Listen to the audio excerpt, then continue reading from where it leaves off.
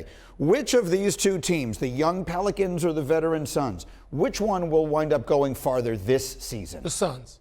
I like everything about New Orleans, the way the roster's constructed, the people they have, the temperament, the leadership, everything about them. But a necessary component in the NBA is heartbreak. Just flat out heartbreak. Jalen and I were just talking during the break. Like, Magic and Tim Duncan are like maybe the only two guys who went to that level without some heartbreak. The Pelicans haven't had that yet. They're just getting started. The Suns' heartbreak was not in losing in the finals in 6 games to Milwaukee. That wasn't the heartbreak. The heartbreak was last year to lead the entire season, to be the #1 seed, to play the way they did, and to then lose game 7 like that to Dallas, to get crushed. That was the heartbreak. And so it's a different team now. And Devin Booker, we mentioned that being his team.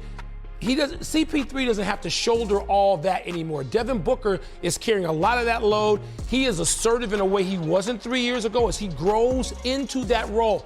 DeAndre Ayton, they're going to make their peace with him. All right, and if they get off to a great start like they're getting off to, you keep DeAndre Ayton. You don't have to worry about trading him because he's one of the best big men in the league now. The Suns will go further than the Pelicans, who I like tremendously. Why does Stephen A. look so skeptical? Wilbon, Because he hates Coyotes. you make me sick.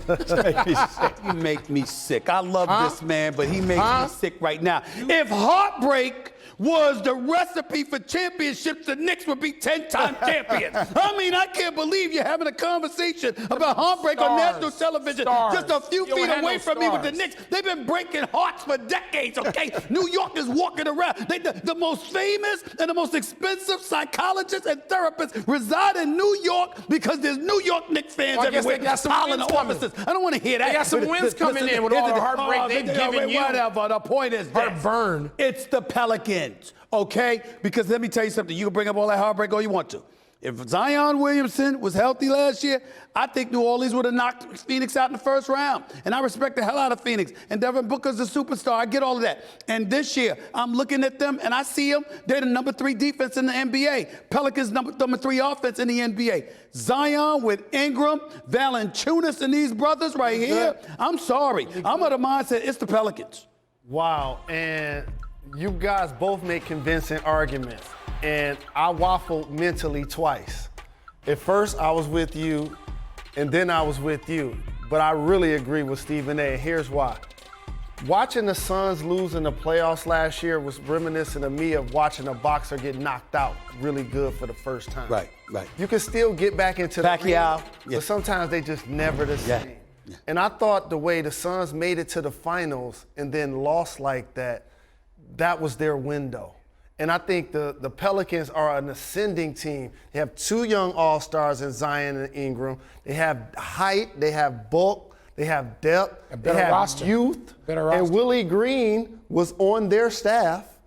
Now is the head coach of the Pelicans. I think they're next. We will find out, and we will see them tonight, and we are hoping that we will see these young stars tonight. The Pelicans hoping to have Zion back soon. He's had an historic start to his career. He has 48 games with 25 points on 50% shooting. That is already the 3rd most through a player's first 100 career games in the shot clock era.